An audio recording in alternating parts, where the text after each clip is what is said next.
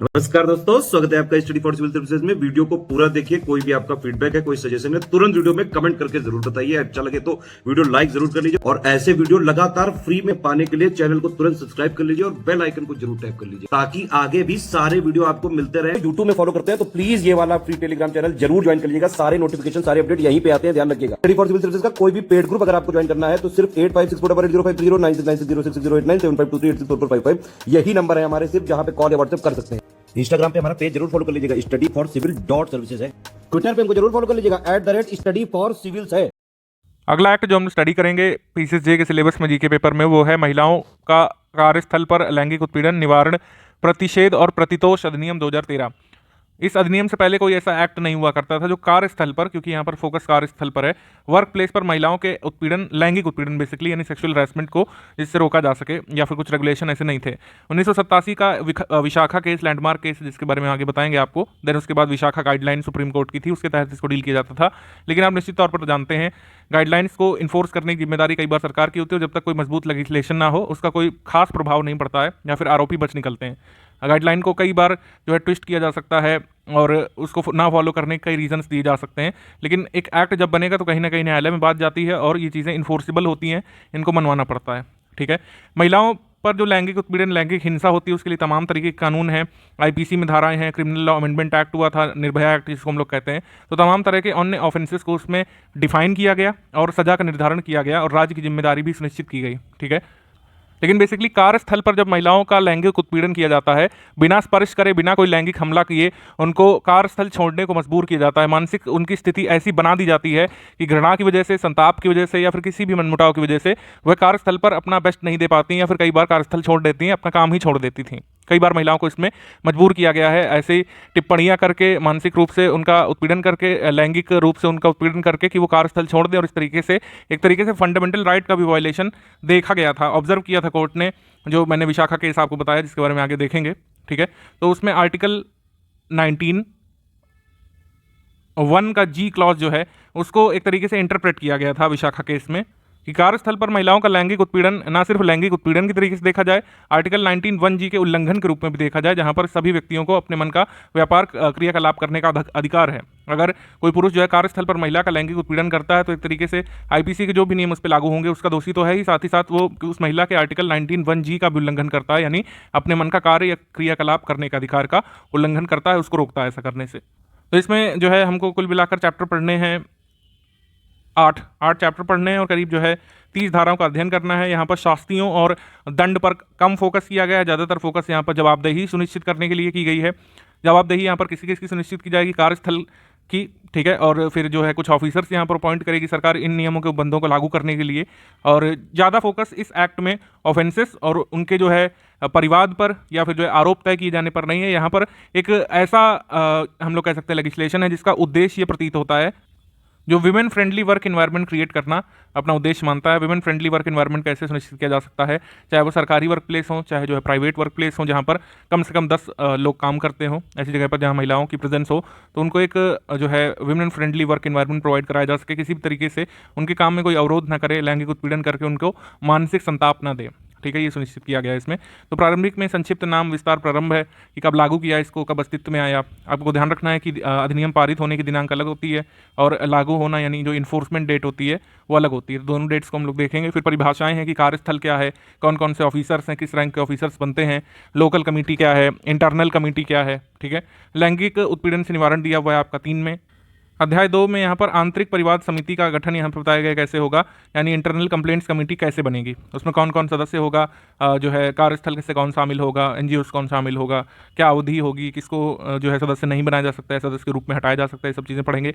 फिर जिला अधिकारी की अधिसूचना यहाँ पे कैसी होगी, स्थानीय परिवाद समिति गठन के बारे में, कौन करेगा, कौन अध्यक्ष बनेगा, कौन पदेन अध्यक्ष होता है, मेंबर्स जो है उनको फंड कौन देता है, राज्य सरकार से फंड आता है कि केंद्र सरकार से आता है, और कौन कौन जो है स्थानीय परिवाद समिति में शामिल होते हैं, उनका क्षेत्राधिकार क्या होता है, ये सब। स्थानीय समिति गठन उनकी अधिकारिता धारा 6 में है। स्थानीय समिति की संरचना, कालावधि और अन्य निबंधन और शर्तें जो है 7 में है। अनुदान और संपरीक्षा, जो है अनुदान क्या सेंट्रल गवर्नमेंट से आता है, स्टेट गवर्नमेंट से आता है, और उसका ऑडिट कैसे होता है इसके बारे में दिया हुआ है धारा 8 में। फिर उसके बाद है परिवाद। ठीक है, कि यहाँ पे कैसे कंप्लेंट फाइल होगी। अध्याय 4 में है लैंगिक उत्पीड़न का परिवाद कैसे फाइल होगा, सुलह कैसे कराई जा सकती है और परिवाद के बारे में जांच कैसे होगी आगे। फिर उसके बाद परिवाद के बारे में जांच, एक पूरा चैप्टर इसको एलोकेटेड है। जांच के लंबित रहने के दौरान कार्रवाई कैसी होगी, क्या वुमेन को कोई रिलीफ दी जाएंगी या फिर नहीं, जांच रिपोर्ट कैसी होगी, मिथ्या द्वेषपूर्ण विवाद या मिथ्या साक्ष्य के लिए दंड वगैरह क्या यहाँ पे होगा, ठीक है। और प्रतिकर का उदाहरण, कोई कंपनसेशन अगर वुमेन को मिलना चाहिए तो वो कैसे मिलेगा उसे। परिवाद की अंतर वस्तुओं की जांच कार्रवाई के प्रकाशन का सार्वजनिक किए जाने से प्रतिषेध, ये बाद में जोड़ा गया था, ठीक है। परिवाद की अंतर वस्तुओं जांच कार्रवाइयों का प्रकाशन नहीं हो सकता है किसी भी तरीके, पब्लिक नहीं किया जा सकता है उसको। परिवाद की अंतर वस्तुओं जांच कार्रवाइयों के प्रकाशन और सार्वजनिक करने के लिए दंड या पेनाल्टी क्या है। फिर अपील की जा सकती है, कोई भी मान लीजिए मैटर है, चाहे प्रत्यार्थी हो, चाहे जो है कंप्लेनेंट हो, चाहे रिस्पॉन्डेंट हो, वो अपील कैसे कर सकेंगे, कहाँ पे करेंगे, कितने दिन में कर सकते हैं, वो सब 18 में। अध्याय 6 में नियोजक के कर्तव्य यानी कि जो एम्प्लॉयर है उसके जो है ड्यूटीज़ क्या क्या होंगी वो बताया गया है धारा 19 में। ध्यान रखिएगा धारा 19 जरूरी है क्योंकि इसमें एम्प्लॉयर की ड्यूटीज़ के बारे में बताया गया है। अब जिला अधिकारी की कर्तव्य शक्तियाँ क्या होंगी, क्योंकि जिला अधिकारी की इंपॉर्टेंट यहाँ पे पॉइंट है, इंपॉर्टेंट बिंदु है इस पूरे अधिनियम के कार्यान्वयन में। तो यहाँ पर वैसे जिलाधिकारी लिखा हुआ है, लेकिन फिर जो है ऐसा है कि मान लीजिए जिलाधिकारी के अलावा कोई अन्य व्यक्ति अगर डेजिग्नेटेड है सरकार के द्वारा तो वो कर्तव्य निभाएगा। उसके बाद अध्याय 8 में प्रकीर्ण है। प्रकीर्ण बड़ा सा है, इसमें समिति द्वारा वार्षिक जांच प्रस्तुत करना, केंद्र सरकार लेगी कि राज्य सरकार लेगी। वार्षिक रिपोर्ट में नियोजक द्वारा जानकारी का सम्मिलित किया जाना शामिल है। समुचित सरकार द्वारा कार्यान्वयन की मॉनिटरी यानी अनुवीक्षण और डेटा रखा जाना शामिल है। समुचित सरकार द्वारा अधिनियम के प्रचार के लिए उपाय करना शामिल है। सूचना मांगने और अभिलेखों का निरीक्षण करने की शक्ति किसकी होगी, ठीक है। अधिनियम के बंधों का अनुपालन करने, अनुपालन यानी कि यहाँ पे थोड़ा सा यहाँ पे इसको सही करेंगे, यहाँ पर अनुपालन करने के लिए शक्ति लिखा है लेकिन यहाँ पर होना चाहिए अनुपालन, ठीक है।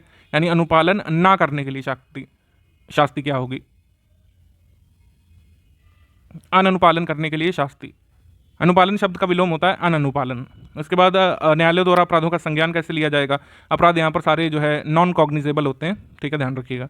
अधिनियम का किसी अन्य विधि के अल्पीकरण में ना होना इसमें बताया गया है। समुचित सरकार की नियम बनाने की शक्ति और कठिनाइयों को दूर करने की शक्ति किसकी होगी, केंद्र की, राज्य की, वो मैं अभी आगे बताऊंगा आपको। पढ़ते हैं आगे, डायरेक्टली आ जाएंगे हम लोग चैप्टर नंबर 1 पर।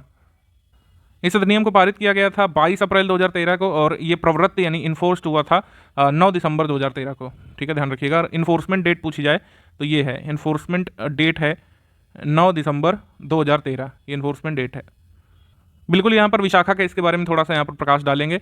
इस अधिनियम के अधिनियम से पूर्व जो उच्चतम न्यायालय की दिशा निर्देश थे जिसको विशाखा गाइडलाइन कहा जाता था, विशाखा एवं अन्य बनाम राजस्थान राज्य एवं अन्य 1997, ये केस था बेसिकली भंवरी देवी के जो है केस को उजागर करने का काम किया था। विशाखा नामक एक संस्थान है, विशाखा कोई महिला नहीं है, विशाखा एक संस्था का नाम है जिसने भंवरी देवी केस को सुप्रीम कोर्ट तक ले जाने का काम किया था। और सुप्रीम कोर्ट ने अपने निर्णय देते समय कुछ यहाँ पर गाइडलाइंस दी थी, मार्गदर्शक सिद्धांत अधिकथित किए थे जिनको फॉलो किया जाना था जब तक कोई एक सशक्त लेजिस्लेशन बन नहीं जाता। उच्चतम न्यायालय ने सार तत्व में कहा था कि वर्तमान में सिविल और दंडिक विधियां पर्याप्त रूप से कार्यस्थल पर लैंगिक उत्पीड़न से महिलाओं के निर्दिष्ट संरक्षण के लिए पर्याप्त रूप से प्रावधान नहीं करती हैं, ठीक है। मतलब आईपीसी में धाराएं तो हैं ऐसी जो लैंगिक हमले, लैंगिक उत्पीड़न के बारे में। अब तो ये 1997 का मैं केस बता रहा हूँ, क्रिमिनल लॉ अमेंडमेंट के बाद से कुछ चीज़ें बदल गई हैं, लेकिन 1997 की अगर हम बात करें तो निर्भया गाइडलाइन मतलब निर्भया एक्ट भी नहीं आया था, ठीक है। बाकी आईपीसी के अन्य जो प्रोविजंस थे वो खाली रेप तक केंद्रित थे, उसमें भी जब तक प्रवेशन लैंगिक हमला ना हुआ हो तब तक कोई बड़ी सजा नहीं मिलती थी अपराधी को, और कोई ऐसा प्रावधान नहीं था, कोई प्रक्रिया नहीं थी कि कार्यस्थल पर महिलाओं के लैंगिक उत्पीड़न को जो रोक सके। कार्यस्थल पर नियोजकों के साथ साथ अन्य उत्तरदायी व्यक्तियों और अथवा संस्थानों का महिलाओं के लैंगिक उत्पीड़न के निवारण को सुनिश्चित करने के लिए दिशा निर्देश दिए थे जो ऐसे मामलों में फॉलो किए जाने थे। यहाँ पर माफ कीजिएगा, सुप्रीम कोर्ट ने कहा था। सुप्रीम कोर्ट ने डेफिनेशन यहाँ पे दी थी कि लैंगिक उत्पीड़न में अस्वीकार्य रूप से निम्नलिखित दृढ़ निश्चय व्यवहार चाहे प्रत्यक्ष रूप से हो या विवक्षा द्वारा हो सम्मिलित है। शारीरिक संपर्क तथा प्रोत्साहन, ठीक है, ये आपका लैंगिक उत्पीड़न में आएगा। लैंगिक समर्थन की मांग करना अथवा निवेदन करना, ठीक है, ये भी लैंगिक उत्पीड़न में आएगा। लैंगिक रूप से रंजित टिप्पणियाँ, ठीक है, यानी कि जो सेक्सुअल कलर्ड जो कमेंट्स होते हैं वो इसमें आ जाएंगे। किसी को ज़बरदस्ती रोज रोज आकर्षक कहना, जो है उसको जो है बार बार याद दिलाना कि खूबसूरत है, ये भी जो है आ जाएगा लैंगिक उत्पीड़न में। अश्लील लेखन दर्शाना, पोर्नोग्राफी दिखाना, अश्लील चित्र दिखाना, ये सब। कोई अन्य अस्वीकार लैंगिक प्रवृत्ति का शारीरिक, मौखिक अथवा लिखित आचरण, ये सब आ जाएगा आपका जो है सेक्सुअल हैरेसमेंट में। बाद में सुप्रीम कोर्ट ने भी डिफाइन किया कि कोई भी ऐसी परिस्थितियां या फिर कोई ऐसा समर्थन अगर कोई अन्य व्यक्ति महिला से कार्यस्थल पर मांगता है और महिला को ये विश्वास करने का युक्त कारण हो कि अगर महिला उसके जो है निवेदन पर आपत्ति करती है तो एम्प्लॉयमेंट में या फिर उसके प्रमोशन में या ओवरऑल जो है जॉब ड्यूरेशन में उसके साथ वातावरण ऐसा हो जाएगा जो उसके लिए हॉस्टाइल होगा या प्रतिकूल होगा। ऐसा अगर महिला को विश्वास हो जाए, विश्वास करने का उसके पास युक्त आधार हो कि अगर वह उस व्यक्ति की कोई ऐसी निवेदन या बात को अस्वीकार करेगी तो उसके लिए कार्यस्थल पर, वर्क प्लेस पर एक हॉस्टाइल इन्वायरमेंट क्रिएट हो जाएगा। तो ऐसी परिस्थितियां अगर कोई व्यक्ति सृजित करता है महिलाओं के लिए तो वो भी लैंगिक उत्पीड़न में माना जाएगा। मतलब ओवरऑल आप एक चीज़ यहाँ पर नोट करेंगे, यहाँ पर सिर्फ और सिर्फ लैंगिक हमले पर नहीं फोकस किया गया है या लैंगिक आचरण पर भी नहीं फोकस किया गया है। अगर कार्यस्थल पर आप किसी महिला को जो है ऐसा मतलब मजबूर कर देते हैं कि वो कार्यस्थल छोड़ दे या फिर मानसिक संताप की वजह से कार्यस्थल आना बंद कर दे, भले ही आपने कुछ सेक्सुअल जो है टिप्पणी की हो या फिर नहीं, आप उसके लिए ऐसा इन्वायरमेंट अगर क्रिएट कर रहे हैं कि वो जो है उस वर्क प्लेस पर कार्य करने में असमर्थ महसूस कर रही है या फिर उसे दिक्कत आ रही है, तो ऐसा आचरण भी यहाँ पर हैरेसमेंट में आएगा। सुप्रीम कोर्ट ने कहा था कि निवारक उपाय क्या कर सकते हैं। अब ये जो सुप्रीम कोर्ट ने निवारक उपाय बताए थे, उन्हीं चीज़ों को कह सकते हैं, उन्हीं चीज़ों का सार तत्व लेकर के ये आपका ये अधिनियम बनाया गया है। अधिनियम में जो भी नियम वगैरह बनाए गए हैं, जो ये निवारक उपाय सुप्रीम कोर्ट ने दिए थे 1997 में, उनमें काफ़ी सिमिलरिटी आपको देखने को मिलेगी, आप खुद ही देख लीजिए। कार्यस्थल पर महिला के विरुद्ध कोई प्रतिकूल वातावरण ना बने, ये सुनिश्चित करना नियोजक का काम होगा और जो है सरकार को इसमें दखल देना होगा। लैंगिक उत्पीड़न के अभिव्यक्त प्रतिषेध को उपयुक्त रीति से अधिसूचित करना होगा और प्रकाशित करना होगा, परिचालित किया जाना चाहिए।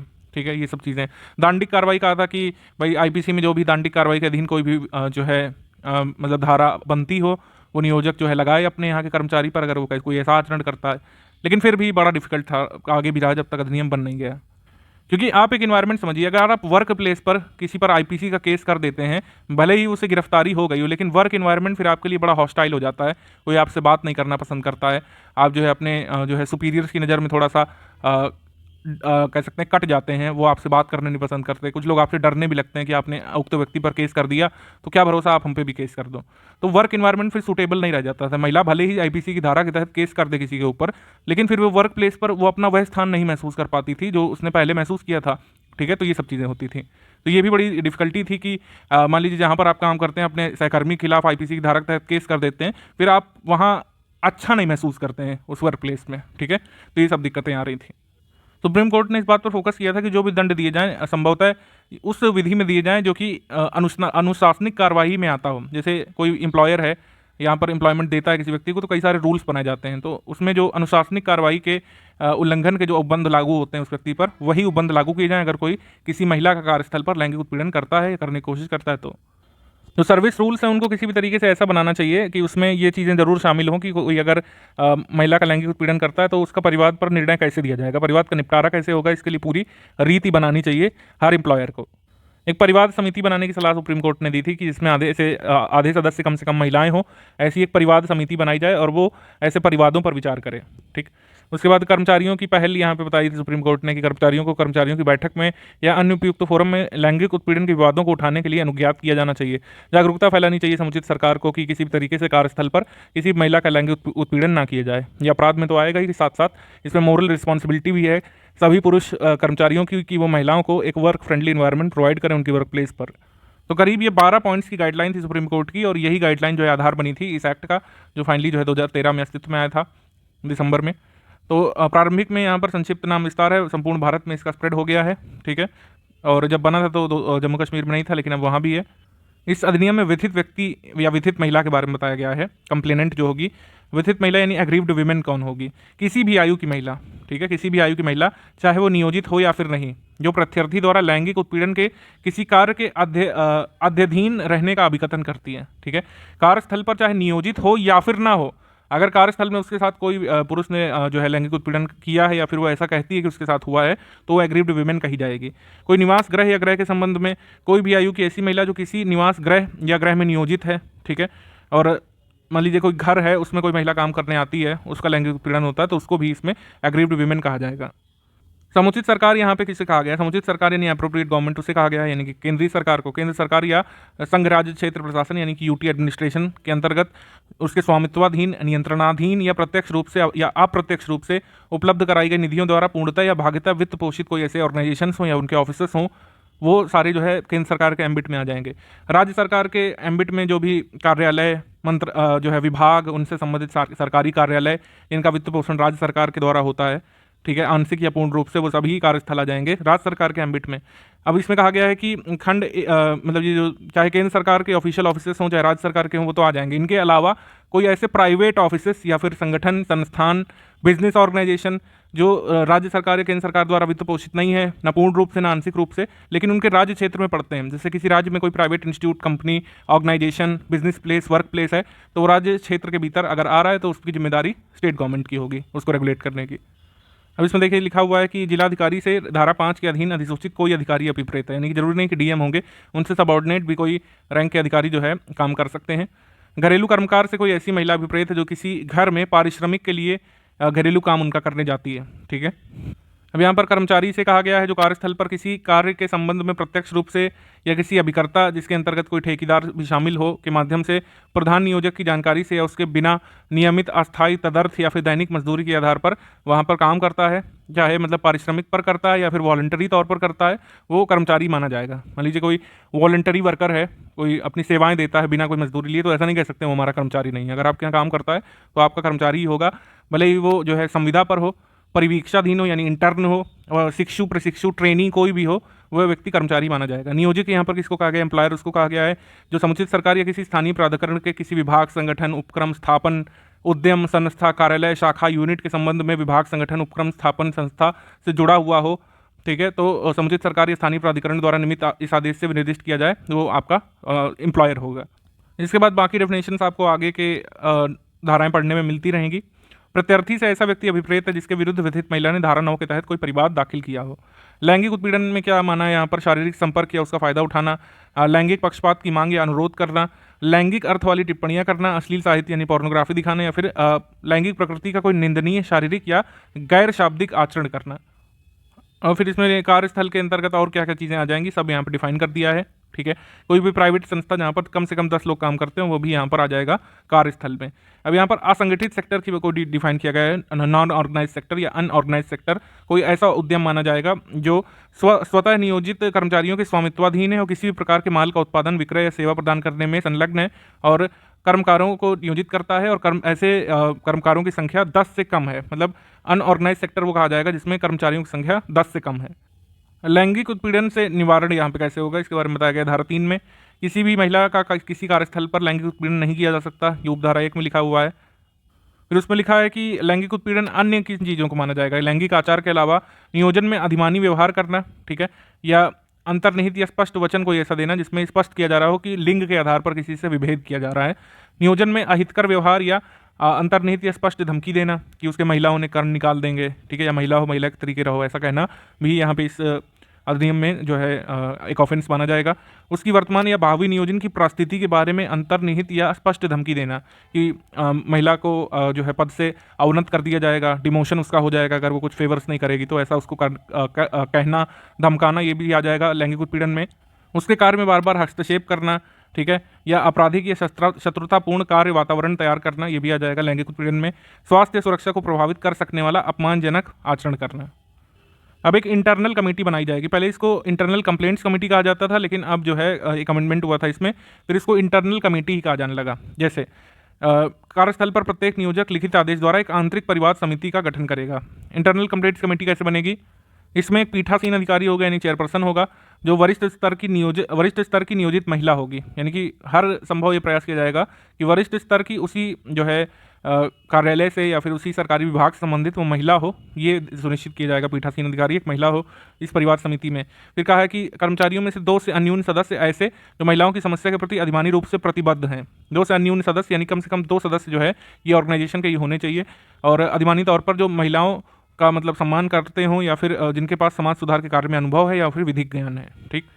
और इन 2 सदस्यों में से भी एक सदस्य महिला जरूर होगी, ये कहा गया है। आंतरिक समिति का पीठासीन अधिकारी और प्रत्येक सदस्य अपने नाम निर्देशन की तारीख से 3 वर्ष तक पद पर बने रहेंगे, ऐसा नहीं कि निश्चित काल तक वही रहेंगे, बदलती रहेंगी ये सब सीटें। फिर गैर सरकारी संगठनों या संगमों में से नियुक्त किया जा सकता है कुछ सदस्यों को आंतरिक समिति कार्रवाइयाँ आयोजित करने के लिए, ठीक है, कुछ फीस वगैरह डिसाइड करके। फिर ऐसी परिस्थितियां जिसमें आंतरिक परिवाद समिति के अध्यक्ष या सदस्य को हटाया जा सकेगा और वह पद रिक्त हो जाएगा, ये उपधारा 5 में दिया हुआ है। तो इसमें जो है 5 में ये दिया हुआ है कि अगर कोई जो है इस अधिनियम के अंतर्गत कोई ऐसा आचरण कर देता है जो कि जो है इसमें ऑफेंस माना गया है, कोई ऐसा आचरण कर देता है जो कि अन्य आईपीसी की धारा के तहत जो है अपराध माना गया है, कोई ऐसा कार्य करता है कि अपने पद या परिस्थिति का गलत फायदा उठाने की कोशिश करता है, ठीक है, ये सब अगर कोई व्यक्ति करेगा, चाहे वो ये आंतरिक परिवार समिति का सदस्य हो या अध्यक्ष, उसे पद से हटा दिया जाएगा। ये उपधारा 5 में दिया हुआ है। सेक्शन 4 सबसेक्शन 5 में दिया हुआ है कि कोई भी व्यक्ति कब जो है हटाया जा सकेगा, आंतरिक परिवार समिति का सदस्य या फिर अध्यक्ष होने से। फिर आंतरिक परिवार समिति तो ऑर्गेनाइजेशन की हो गई। फिर एक स्थानीय परिवार समिति गठन भी दिया हुआ है अध्याय 3 में। स्थानीय परिवार समिति या फिर इसको बार बार स्थानीय समिति ही कहा जाएगा बाद में, परिवार शब्द हटा दिया गया था अमेंडमेंट से। तो जिला अधिकारी की अधिसूचना इसमें दिया हुआ है धारा 5 में।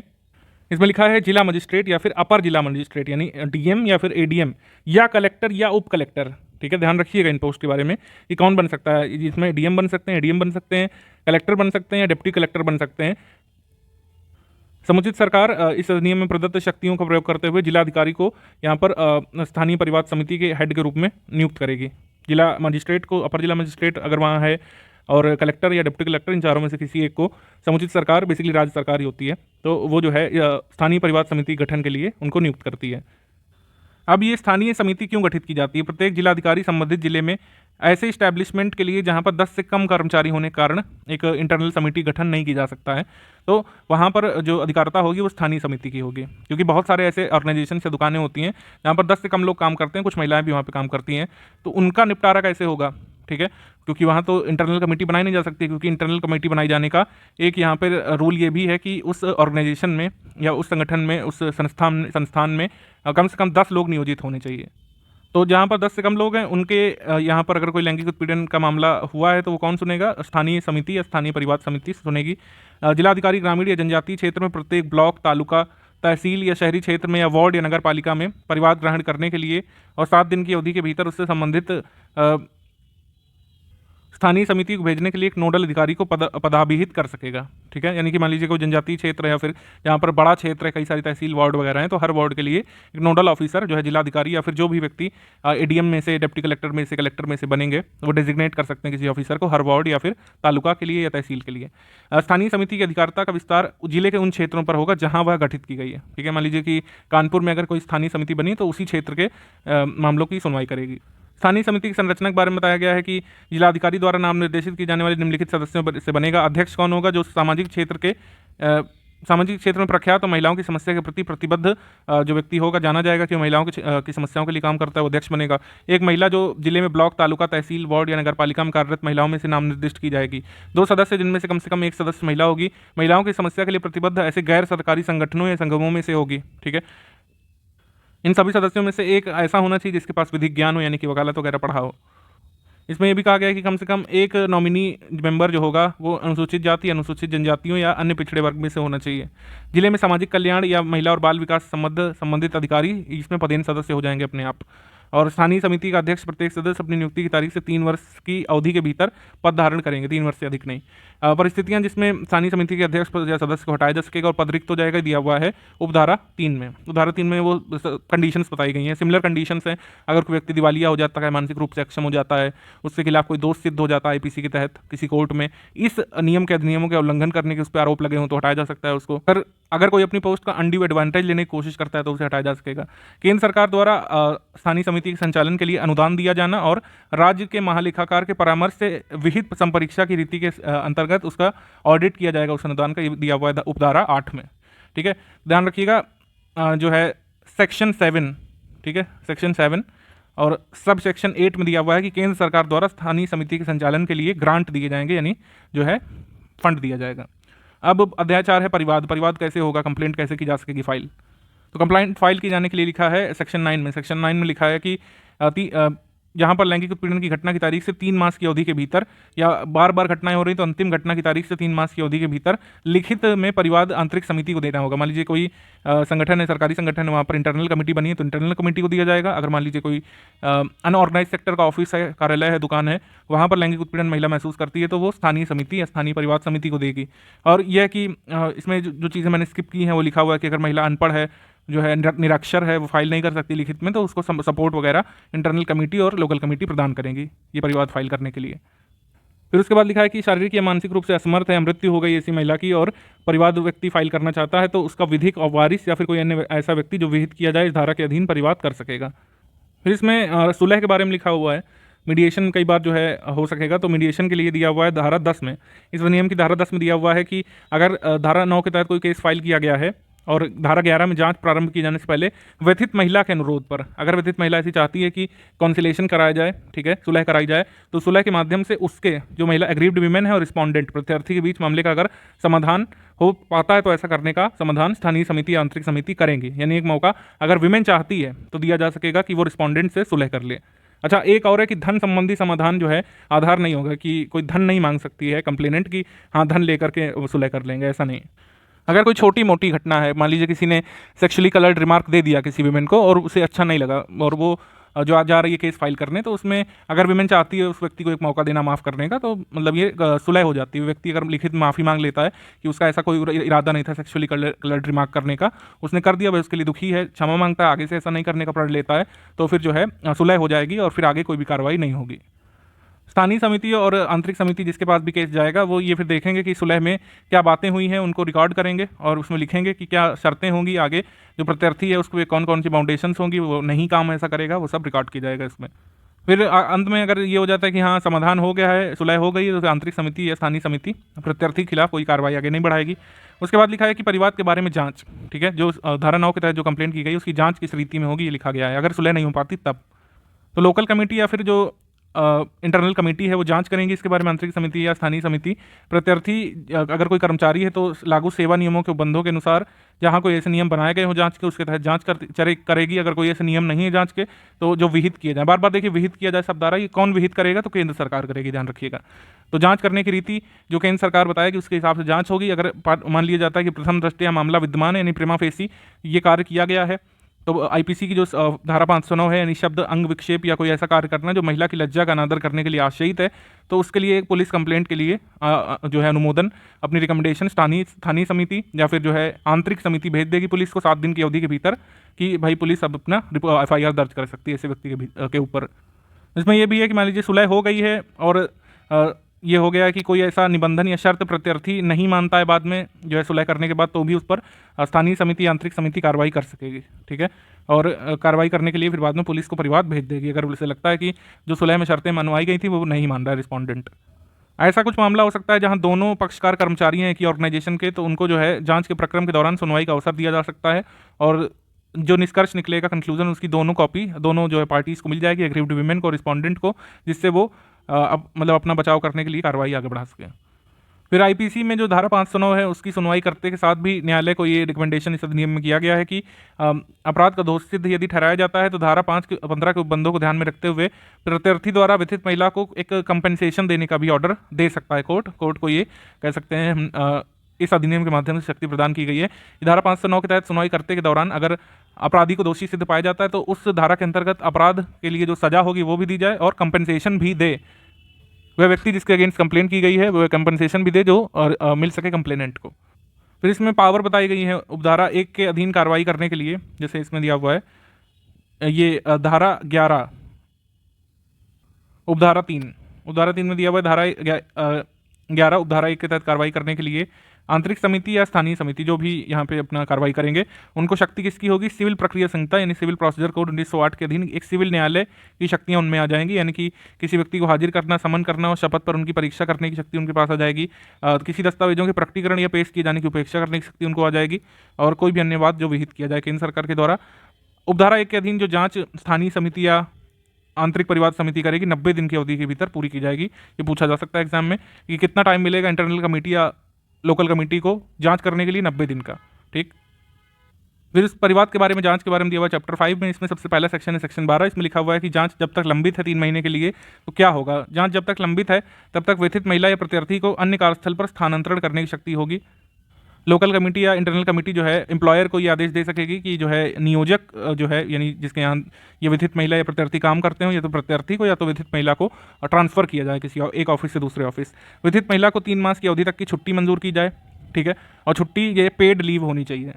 फिर इसमें लिखा हुआ है कि जो भी यहाँ पर ऐसी कार्यवाही जाँच लंबित रहने के दौरान आदेश करेगी आंतरिक समिति या स्थानीय समिति, तो नियोजक का आदेश होगा कि उसकी सिफारिशों को इम्प्लीमेंट करना और इम्प्लीमेंटेशन की रिपोर्ट उनको सबमिट करके भेजना वापस, कि कितने दिन की छुट्टी उन्होंने प्रदान की, महिला को या प्रत्यार्थी को ट्रांसफ़र किया या फिर टर्मिनेट किया या फिर नहीं।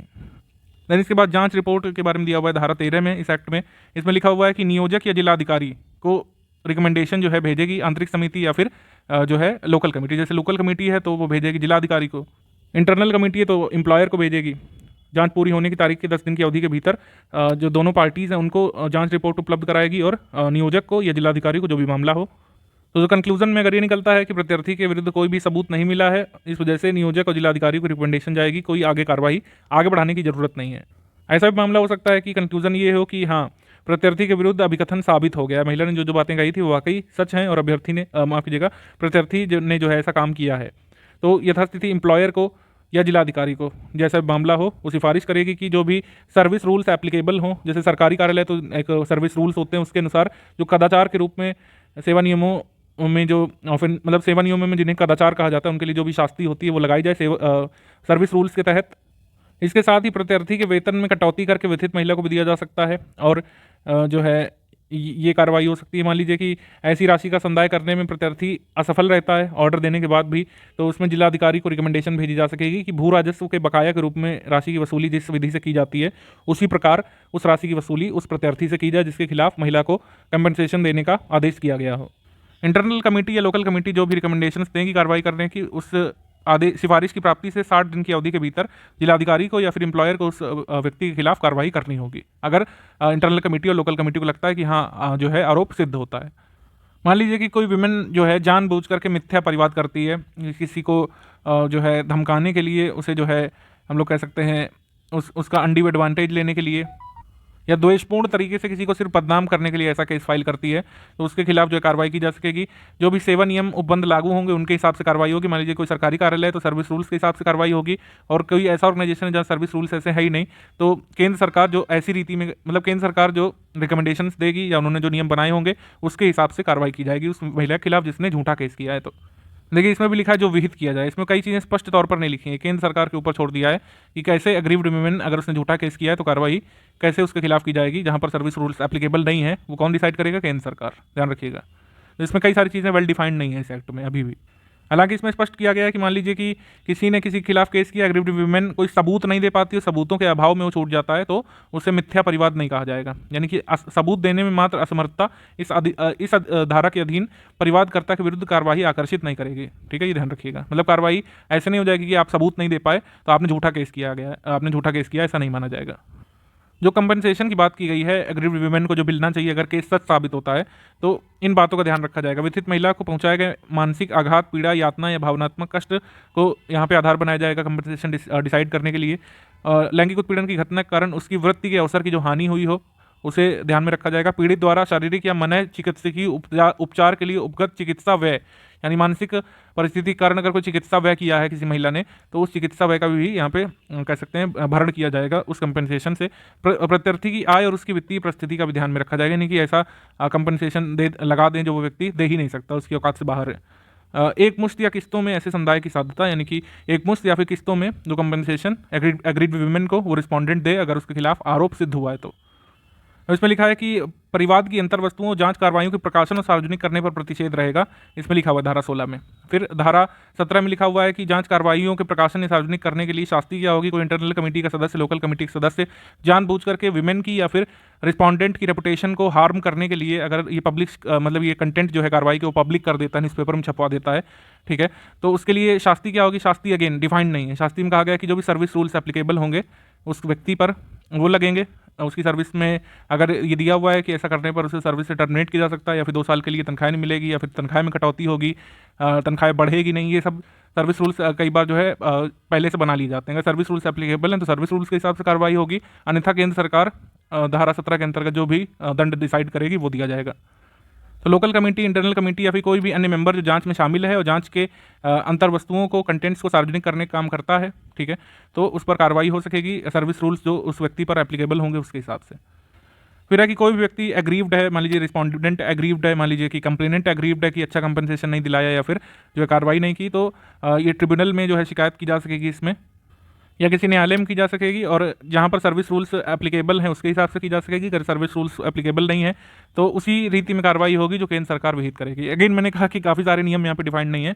अब अपील कैसे होगी ये भी सेंट्रल गवर्नमेंट जो है नोटिफिकेशन के थ्रू बताएगी समय समय पर। इसमें लिखा है कि रिकमेंडेशन दिए जाने की 90 दिन की अवधि के भीतर अपील करनी है। अध्याय नंबर 6 है नियोजक के कर्तव्य क्या होंगे। नियोजक कर्तव्य डिफाइन करे गए हैं कि सुरक्षित कार्य वातावरण उपलब्ध कराना महिलाओं को, ठीक है, और लैंगिक उत्पीड़न के शास्तिक परिणाम धारा 4 की उपधारा 1 के अधीन आंतरिक समिति गठन करने के आदेश के कार्यस्थल के किसी सहजरस स्थान पर प्रदर्शित करना। यानी किसी एम्प्लॉयर को इंटरनल कमेटी ने अगर आदेश दिया है कि हाँ एक जो है इंटरनल कमेटी गठित की जाएगी, तो उसका आदेश जो है अपने संस्थान में उसे चिपकाना होगा एक सहज दृश्य स्थान पर जहाँ पे उसे देखा जा सके। उसके बाद अधिनियम के उपबंधों से कर्मचारियों को सुग्राही बनाने के लिए नियमित अंतराल पर वर्कशॉप्स करवाना, कई सारे प्रोग्राम्स करवाना जिसमें इस अधिनियम के उपबंध समझाए जाएं। आंतरिक समिति के सदस्यों के लिए अभिविन्यास कार्यक्रम, ओरिएंटेशन प्रोग्राम हो, ठीक है, कि कैसे कार्यस्थल को महिलाओं के लिए फ्रेंडली बनाया जाए और हॉस्टाइल इन्वायरमेंट ना क्रिएट होने दिया जाए। ये सब आंतरिक समिति या स्थानीय समिति को परिवादों पर कार्रवाई करने और जांच का संचालन करने के लिए आवश्यक सुविधाएं उपलब्ध कराना, ये भी नियोजक का काम है।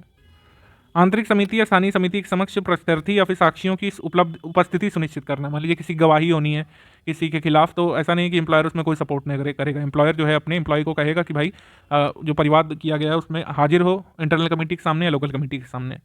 अगर कोई महिला IPC 1860 के तहत किसी विधि के तहत कार्रवाई करना पसंद करती है तो परिवाद फाइल करने में उसकी सहायता करेगा एम्प्लॉयर, ठीक है। अगर मान लीजिए कार्यस्थल पर किसी ऐसे व्यक्ति द्वारा महिला से कोई जो है उत्पीड़न किया गया है और या फिर कोई ऐसा अपराध किया IPC के अंतर्गत, तो नियोजक हेल्प करेगा कि उस व्यक्ति के खिलाफ जिसने कार्यस्थल पर महिला के खिलाफ अपराध किया लेकिन वो कर्मचारी नहीं है, तो IPC के अधीन कार्यवाही शुरू कराने में हेल्प करेगा महिला की।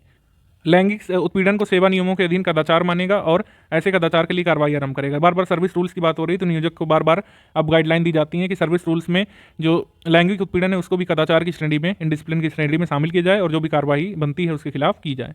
आंतरिक समिति द्वारा जो रिपोर्टें दी जाएगी उसको समय समय पर मॉनिटर करना, ये भी नियोजक का काम होगा। फिर इसमें जिलाधिकारी की कर्तव्य शक्तियाँ बताई गई हैं। जैसे जिलाधिकारी स्थानीय समिति द्वारा प्रस्तुत रिपोर्टों के समय से दिए जाने के लिए मॉनिटर करेगा। मतलब स्थानीय समिति रिपोर्टें जो है समय पर प्रस्तुत करें, जो गाइडलाइन है 90 दिन वाली उसको फॉलो करें। लोकल कमेटी इस पर ध्यान देगा, जिलाधिकारी या फिर जो भी व्यक्ति डेजिग्नेट किया गया हो, ADM, डिप्टी कलेक्टर, तो वो यहाँ पर जिलाधिकारी की जगह उसको मान लेंगे। फिर उसके बाद मिसलेनियस है, प्रकीर्ण है, समिति द्वारा वार्षिक रिपोर्ट प्रस्तुत करना।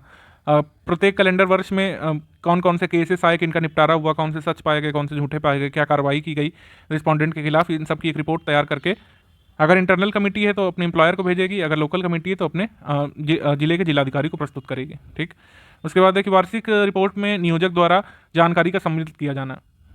जो भी इंटरनल कमेटी अपने एम्प्लॉयर के संबंध में वहाँ होने वाले केसेस के संबंध में रिपोर्ट फाइल करेगी, उसमें नियोजक का कर्तव्य होगा कि वो उसमें देखे कि कौन कौन से मामले के निपटारे हुए हैं, किसी को सजा हुई है तो कितनी हुई है, किसी को निकाला गया है तो कब निकाला गया है। अगर वर्ष भर में कोई भी केसेस नहीं आए तो इन सब चीज़ों की भी जानकारी देना नियोजक का काम होगा।